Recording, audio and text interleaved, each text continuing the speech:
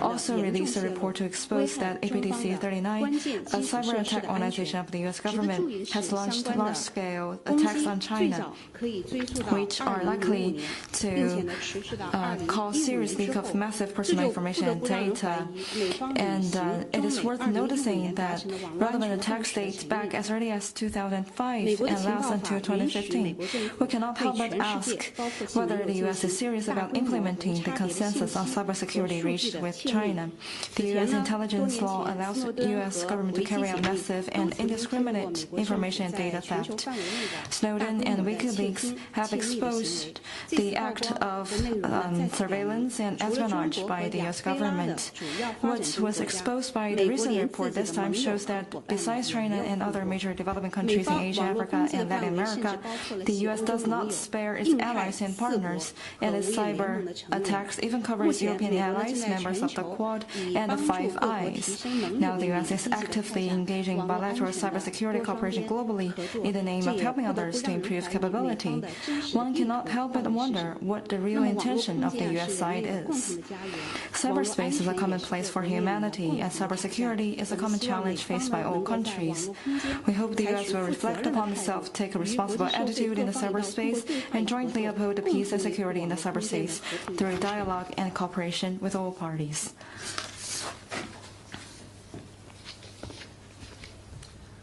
Just to follow up on my colleague's question, can you say then that does China consider the actions by Russia an invasion? 俄方的行为是侵略行为。第二个问题是，俄方的行为是否违反了联合国宪章？关于乌克兰问题呢，我们已经多次表明 We have stated China's position multiple times on the Ukraine issue. This issue has complex historical background and merits, and the result we are seeing today is the interplay of multiple factors. We have noted that the Russian Defense Ministry have made a statement saying that its defense force will not attack cities, and China is closely following the latest development. We hope the region can maintain peaceful and call on all parties to exercise restraint and prevent the situation from getting out of control. I would like to reiterate that we believe that true security is common, comprehensive, and sustainable, and the legitimate security concerns by all parties should be respected. We still hope that parties concerned will not shut the door to peace and engage instead in dialogue and consultation and prevent from the situation from further escalation. Sorry, just one additional element. Is it then a violation of Ukraine's sovereignty? 请问俄方的行为是否侵犯了乌方的主权？ I think I've made my point clear. The Ukraine issue has complex historical background and merits, and what we are seeing today is the result of the interplay of complex factors. You may think about it thoroughly. CCTV.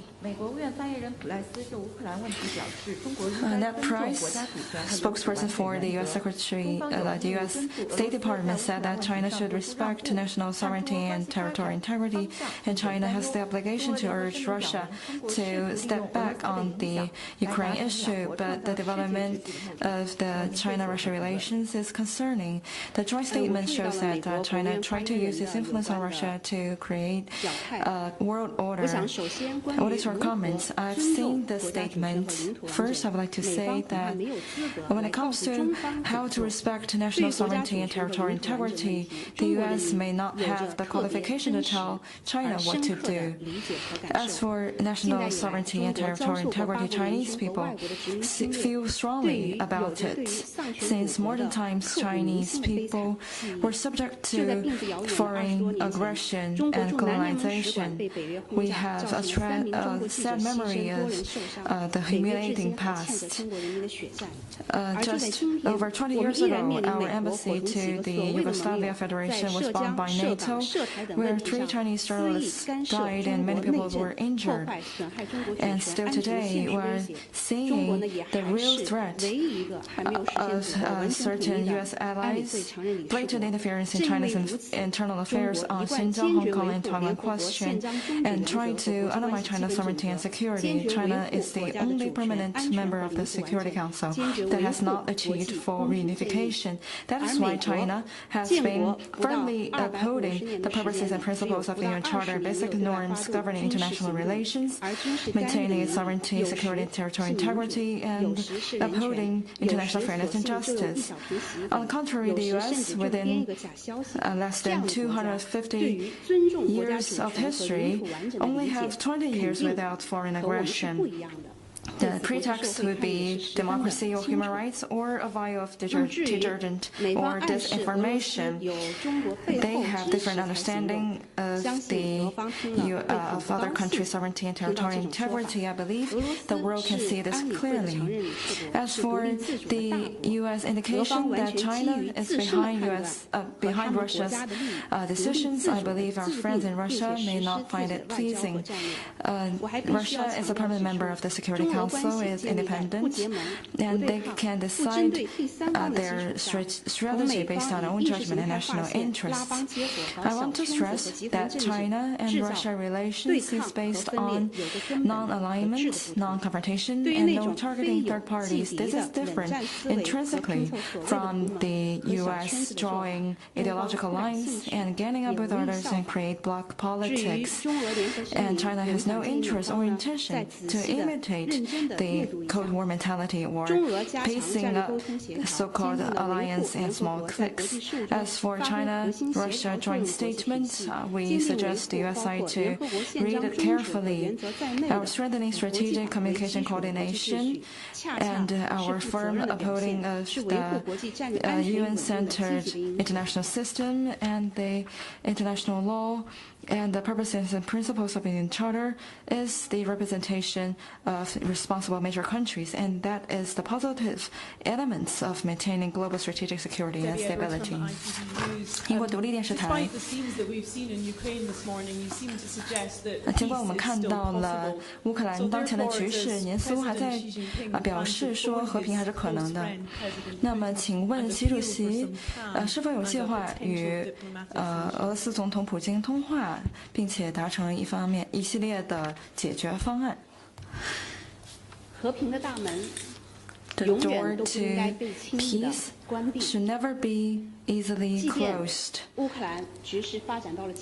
Although the development of the Ukraine situation, we still urge relevant parties to exercise restraint, play constructive parts, and prevent the situation from getting out of control. I know you were not here yesterday. Actually, I have stated that China has played a role on the Ukraine issue. We urge all parties to respect others' legitimate security concerns. And in his phone call with President Macron, President Xi Jinping has made China's appeal, and also our State Council and Foreign Minister Wang Yi also made the same point on the Munich Security Conference. All parties should work for peace instead of escalating the tension or hyping up the possibility of war. I suggest we should draw some lessons from the development of the situation. Those parties who are busy condemning others, what have they done? Or have they persuaded others other than hyping up or fanning up the flame? Have we done enough to prevent the development of the Ukraine situation as we are seeing today? We hope relevant parties could do some reflection. Again, we urge relevant parties to exercise restraint and prevent further escalation and worsening of the situation. Next one, please. 台央视中央国际频道记者。据 CCTV. 报道，22日，韩国外长郑义溶在巴黎会见。It is reported that the Minister of Foreign Affairs Chung Eui-rong expressed deep concerns over Japan's move to have a mine on Sado Island linked to the forced labor of Koreans listed at the World Heritage Site. In a meeting with UNESCO Director General Azule said UNESCO fully understands Seoul's concerns over the Sado mine and that it will also continue to work to have Japan honor its pledge. What is your comment on that? The core of what you ask is the conscription of forced labor. China's position on that is consistent. We understand the position of the ROK. Forced recruitment and enslavement of laborers is a grave crime committed by the Japanese militarism during its overseas aggression and colonial rule, which brings no denial and beautification anyway. In a similar bid previously, Japan admitted that there was forced labor at some of its sites involving workers from Asian countries and promised to set up an information center to honor the victims, but has never fulfilled the promise. Now, ignoring the painful memories of its neighbors, Japan is trying to make a similar new bid, which will only trigger stronger indignation and opposition. Japan should face up to history, adopt an honest and responsible attitude, and take concrete actions to properly handle issues left over from history, lest it should further lose the trust of its Asian neighbors and the international community. Next, please. Thank you. Another from AFP. During yesterday's press conference, the Foreign Ministry criticised the United States for, quote, raising tensions, creating panic, and playing up the schedule of war in Ukraine, and also called Washington's actions, and I quote, irresponsible and immoral. Do the events of the last 24 hours show that America's warnings were actually reasonable and justified? And should China have heeded those warnings and asked its citizens to leave Ukraine?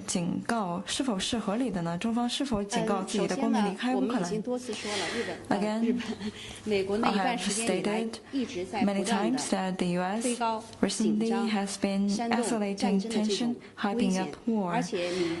And do you know, I know AFP is quite sensitive to new information. Do you know how many ammunition have been shipped to Ukraine from the U.S.? If the U.S. have been playing a constructive role in bringing peace talks and do more to accommodate each other's legitimate security concerns and properly to ensure a soft landing of the situation, what will we see today? And the U.S. side said on the 16th that there will be a large-scale invasion, which was rebuked by the Russian side as disinformation, and this turned out to be true.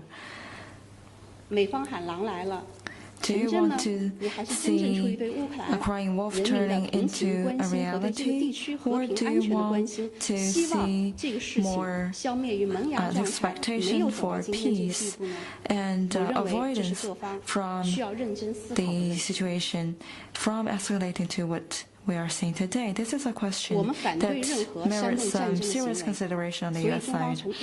We object to any action that hypes up war, and that is why China from the beginning have been dissuading parties to escalate the tension or hyping up the possibility of war. I believe China's actions have been responsible, and some countries have been following the U.S. to fanning the flame and fueling up the tension instead of putting out the fire. To those who have been set the fire should consider how to put it out rather than condemning others. 谢谢发言人。中国国际电视台 CGTN 记者。CGTN. 据报道，近日多名赴美中国留学生受到 According to reports, Chinese students in the U.S. have been reportedly subjected to harassment and interrogation for extended periods of time and even deportation. They said the U.S. side really questioned whether they are CBC members, restricted their personal freedom, and refused their requests to contact families in Chinese embassy and consulates. Do you have any comment?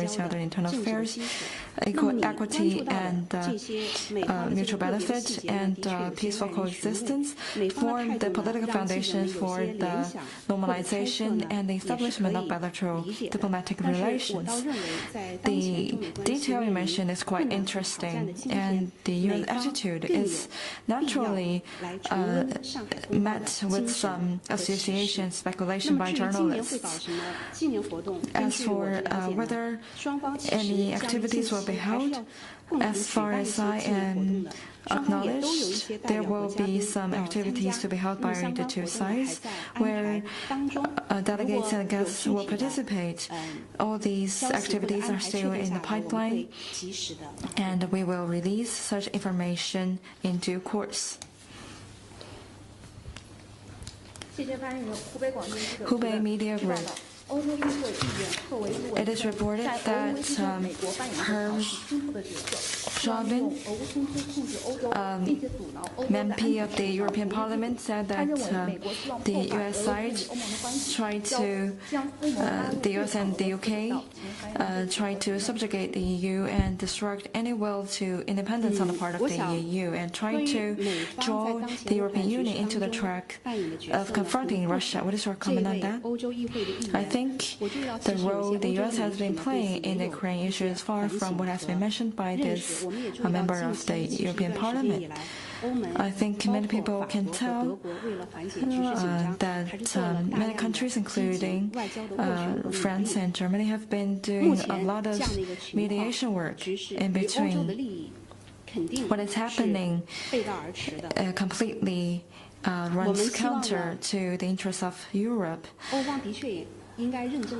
I think that the European side should do some earnest reflection how to better protect its peace and stability and what is best for its long-term interests. And this merits some earnest reflection on the European part. Thank you again. Just like to understand, make clear what you've said earlier. 我就想再追问一下。 You seem to say that there's no invasion happening in Ukraine because the Russians have said they would not attack. 你是说，俄方说不想攻击城市，所以俄罗斯并没有入侵乌克兰吗？你的意思是说，只要一个国家只针对军事设施没有攻击城市的话，就不构成入侵吗？另外，您又提到了美方向乌克兰提供武器，那么难道不是一个主权国家的自主决定来决定是否从其他国家购买武器吗？你提了一个。 我觉得还是挺好的。这个 I think you asked a pretty good question. As for your first one, I want to remind you that Russia, on the Russian part, in the statement by the Defense Ministry, it will not have any attack from cannon on cities. That is what is written in their statement. And going back to the starting point of how we view the situation in Ukraine, I would like to say that there are complex factors at play that has resulted to the development of the Ukraine situation. This is not something that we wish to see. We hope everyone can give peace a chance and de-escalate the tension as soon as possible through dialogue and consultation and maintain peace in the region. This is my answer to your first question. As to your second one, I also want to ask you a question. If someone, two people, are quarreling, would you give them a knife, a weapon, or try to mediate between the two to see the whole story behind? I think this is a very simple question. Weapons can never solve all problems. So I don't think this is a time for anyone to fuel the fire. Instead, we should all give peace a chance. I also want to raise a question that you define the Russian action as invasion. But I wonder when the US adopted unilateral military action against Afghanistan and other countries, which words did you use back then? Was it invasion or something else?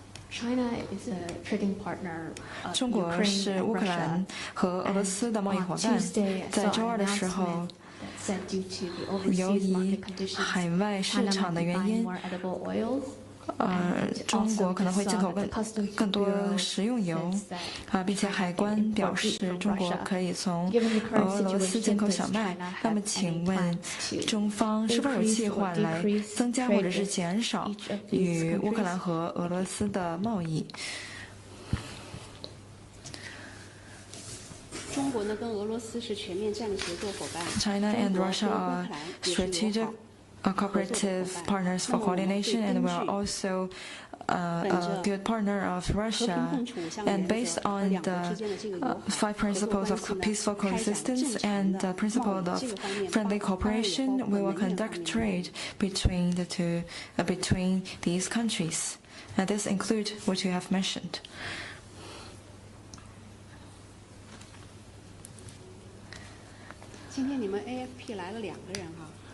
I see 2 journalists from AFP today. Yeah, it's a busy day today. You've mentioned the report from the Russian Defense Ministry, so I assume you're also up to date 俄罗斯国防部的声明，我猜您也看到了乌克兰的声明。请问中方是否在过去24小时当中与乌克兰方面接触？因为救治行动已经开始。那么，是否有与乌克兰总统泽连斯基接触的计划？我想呢，现在大家都很忙。I think we are all very busy. 所以呢，我们中方呢。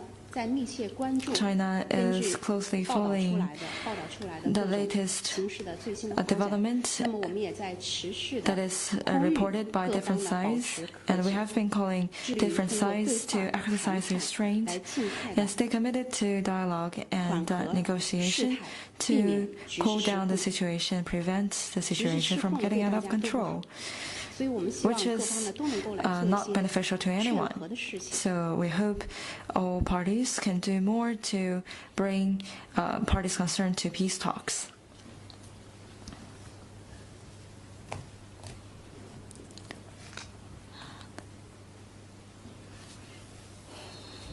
Thank you. A question from Reuters. 路透社。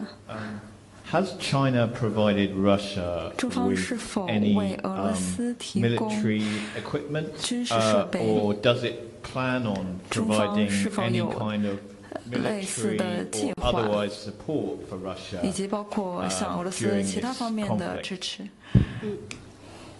On such a question, China's practice is intrinsically different from the U.S. When we see conflicts and risk of conflicts, we will not provide weapons to other sides. We will not do something like the U.S. did as providing weapons to Ukraine. I think as a capable major power, Russia does not need such support from China or others.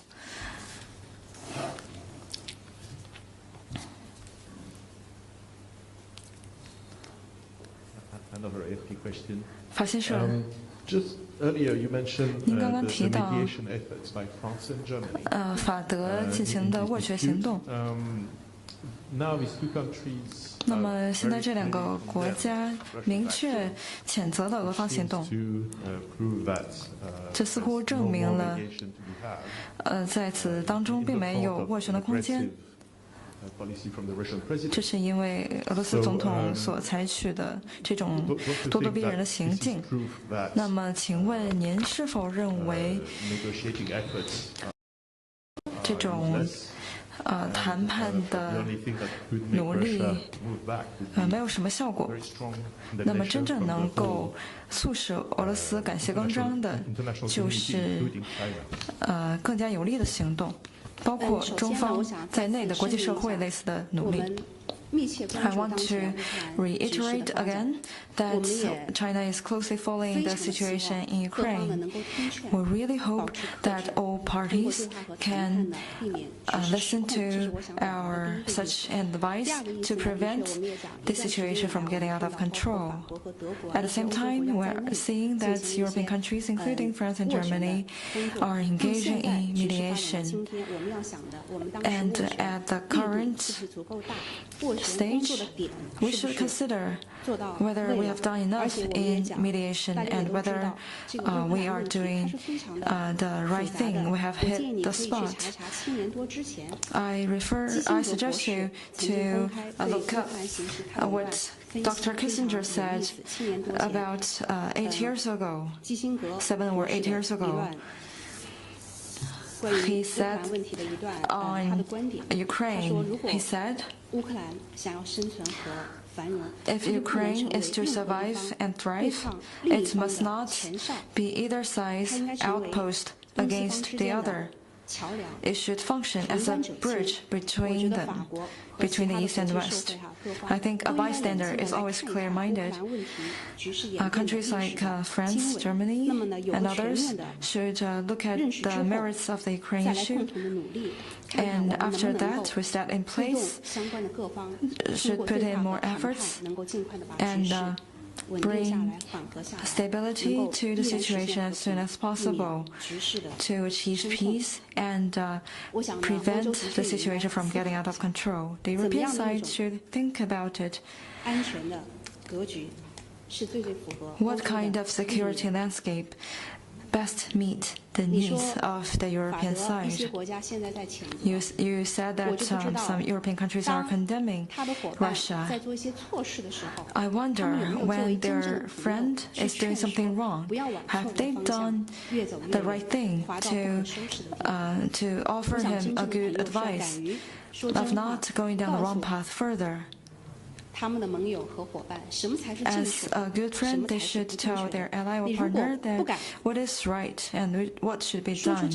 If they dare not speak truth, but walk in lockstep, even blindly sometimes, then they have to shoulder the repercussions, which is not something that we wish to see or can be taken by either side. We hope all parties can call for dialogue and prevent escalation of the situation.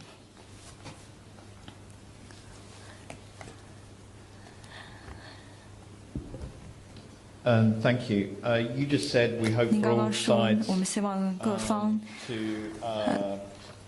calm down and prevent escalation. 避免局势升级。我知道中方多次表态。 Will China call on Russia 那么，请问 to 中 withdraw? 方是否会呼吁俄方来撤军？ We urge all parties to exercise restraint.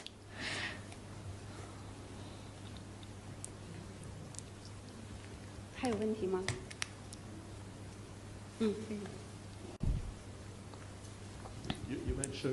您刚刚提到2003年美国入侵伊拉克。当时法新社确实用了 invasion 这个词。那么昨天您说，伊拉克所发生的事情是美国侵犯了伊拉克的主权和领土完整。那么现在为什么在俄罗斯这个行动上用一样的表态？那么您是否可以为我们介绍一下乌克兰局势和伊拉克问题上面的区别？这是不是双重标准呢？在美方你可以用这个说法，但是在乌克兰问题上却不用这个话。I think double standards is not something that can pin on China. Our position on this is above board. We always believe that all countries' sovereignty and territorial integrity should be respected, and the purposes and principles of the UN Charter should be respected. This is our long-standing position and should be a basic norm governing international relations. At the same time, we believe that one country's security should not be built at the expense at others' loss, and no country should violate others' security to achieve the so-called maximum security. You know, before the Iraq War, then Secretary of State launched the war with a vial of detergent, which caused countless casualties This is out invasion. The international community shares this view. The Ukraine issue has a clear history. I'm not Zakharova. I'm not in the position to speak for them. You may read a Russian statement yourself, but we should all stay objective and learn the history and merits of the Ukraine issue, which is the result of the interplay of complex measures of factors. As a mediator, one should see the involvement of the situation and should address both the symptoms and the root cause. And that is why China calls on all parties concerned to engage in consultation and dialogue to resolve the issue. We believe that the government of France and Germany knows the history, knows the whole story well.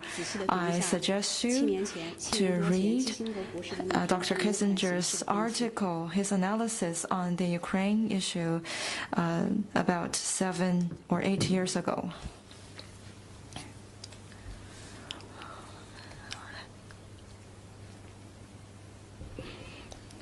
Thank you. Does China believe 中方是否认为乌克兰是一个主权国家？ Are you talking about Ukraine? Of course it is a sovereign state. We have good relationship with Ukraine. Based on mutual respect, we have very good relationship of cooperation.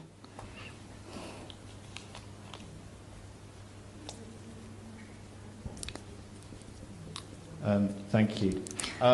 How many Chinese 请问 citizens 中 are 方有 currently 多少 in 公民现在在乌克兰 Ukraine? 境 And what's the 内？ latest 那么 instructions 中方 that 最新 China's 的 planning on giving them? 有什么样的计划？有什么样的建议计划？The specific number, I'm not aware of it at the moment, but the Chinese embassy in Ukraine has issued a security alert. It reminds Chinese citizens and the Chinese businesses in Ukraine to pay attention to protect their own security and avoid accidents and danger. And our embassy is staying in close communication with students and the business community there and will release information at the first instance. At the same time, we remind those who are driving for a long distance should protect themselves and not go into the dangerous areas. Also, we remind Chinese people there to uphold the fine tradition of mutual help, mutual assistance when our compatriots are in need. In such a difficult time, mutual support is necessary. Also, our embassy also ask our citizens there to not panic and will offer help for them. Thank you. Did Vladimir Putin tell China that he'd invade Ukraine when he visited China a few weeks ago? 乌克兰在他访华期间是否提及此事？ On February the 4th, President Putin visited China for the opening ceremony of the Beijing Olympics. He also had a meeting with President Xi. We have already released a readout just now. I said that Russia is an independent major country. It can decide and implement its diplomatic and strategic policies based on its own interests. Before taking that action, it does not need to consult or seek China's agreement or consent. I also want to add that every time between such summits, the leaders will exchange views on major issues, we have already released the readout. Are there any circumstances whatsoever under which China would condemn Russia's actions 在什么情况下，是否会有类似的情况来谴责俄罗斯？那么俄罗斯要做些什么事才能获得受到中方的谴责？ Why are you so obsessed about asking for China's condemnation on Russia? We have stated that the historical merits of the Ukraine issue is very complex. The result we're seeing today result from many factors. All parties should see the whole story and find a way to resolve the issue. We reiterated our long-standing position that we respect the sovereignty and territorial integrity of all countries. We ourselves are the victim, and we believe that security should be common, comprehensive, and sustainable, and that is the way that is lasting. And this offers us an opportunity to reflect how to achieve sustainability and peace in the world. What you did reminds me that it was U.S. and some other countries that have been accusing China, questioning China based on false information. I think that in international relations, one should not do such things as imposing one's own will onto others, but to make judgment based on the merits of the matter itself. China has been accused of committing genocide in Xinjiang. 中方受到一些国家的指责，说在新疆进行种族灭绝。中方称这是世纪谎言。而现在俄罗斯说，在乌克兰境内有针对俄罗斯人的这种种族灭绝。那么，我想问的是，俄罗斯是否应该提出类似的证据？ 那如果中方不打算这样说的话，那是否也会说俄罗斯这样的说法是一个谎言 ？You also use the word condemn. This triggers some unpleasant memory. What is happening in Xinjiang? I cannot draw a parallel between what is happening in Xinjiang or what is happening in Russia because I don't know what is happening in Ukraine.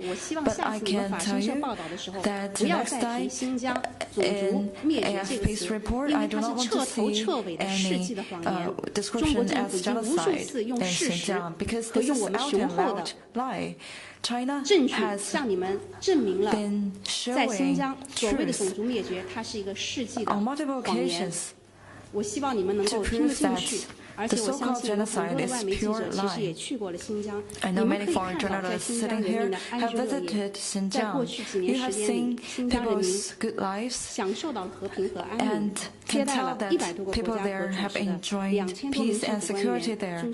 And they have already received more than 2,000 journalists, diplomats in Xinjiang. And these visitors have seen Xinjiang with stability and prosperity, with religious freedom. And I also want to share that our preventative measures to prevent radicalization is similar to what have been done in France.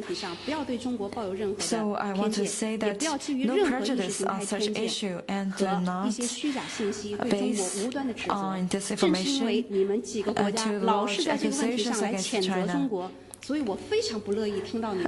I'm so upset because I have seen and heard so many disinformation about Xinjiang. Before finding out the truth, one should exercise restraint and be very careful of using that word. I also hope that we can find an opportunity to create such an opportunity to take you. Let's go on a trip to Xinjiang and see with our own eyes what kind of life people in Xinjiang are living. I think that after their lives in Xinjiang, Xinjiang are shared through your lens, through your pen. Many ethnic groups in other countries will feel jealous about their Uyghur counterparts in China.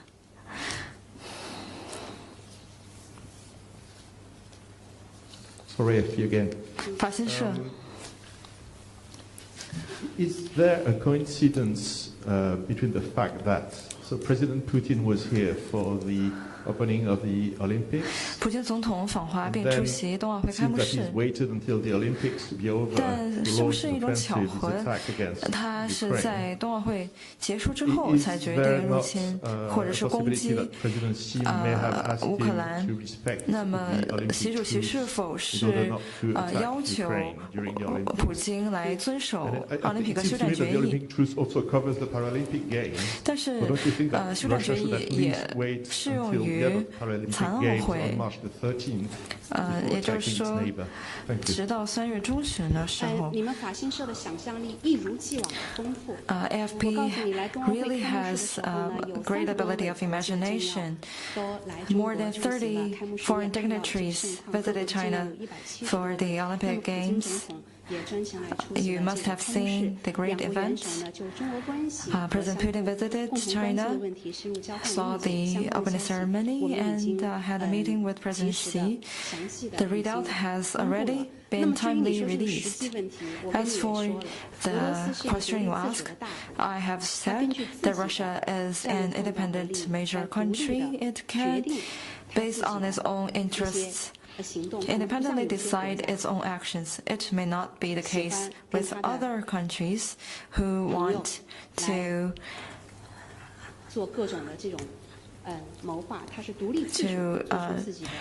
make decisions with their partner. And you were talking about to start the so-called attack after the Paralympic Games. I think this is a question that you should raise to President Putin.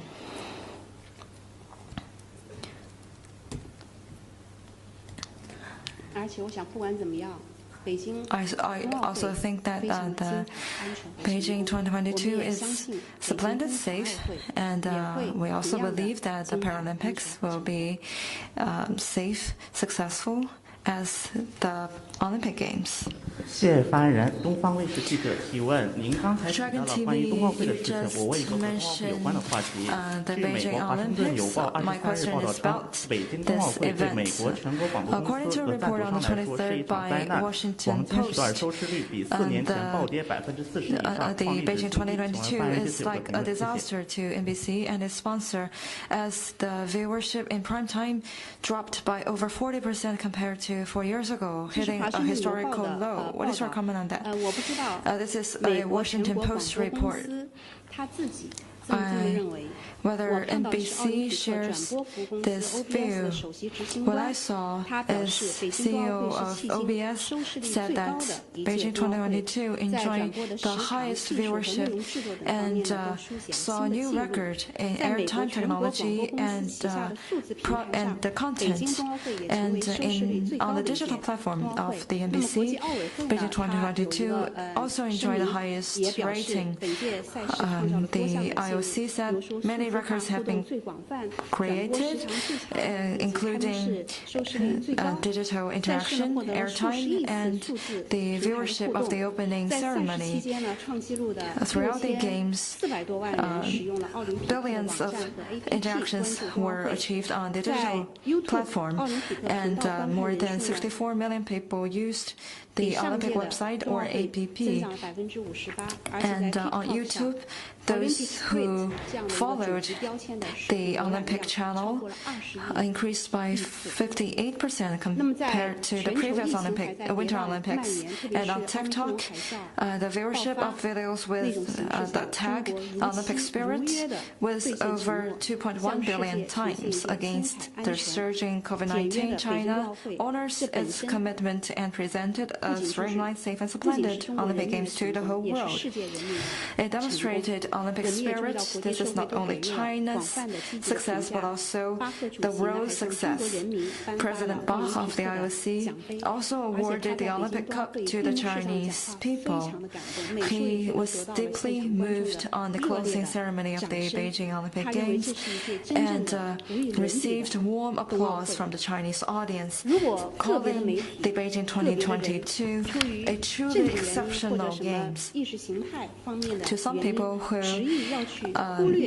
insisted on ignoring the splendor of the Beijing Olympic Games or the peace, solidarity, and cooperation and other upward force demonstrated by Beijing Olympics due to some reasons, I would say this is such people's loss.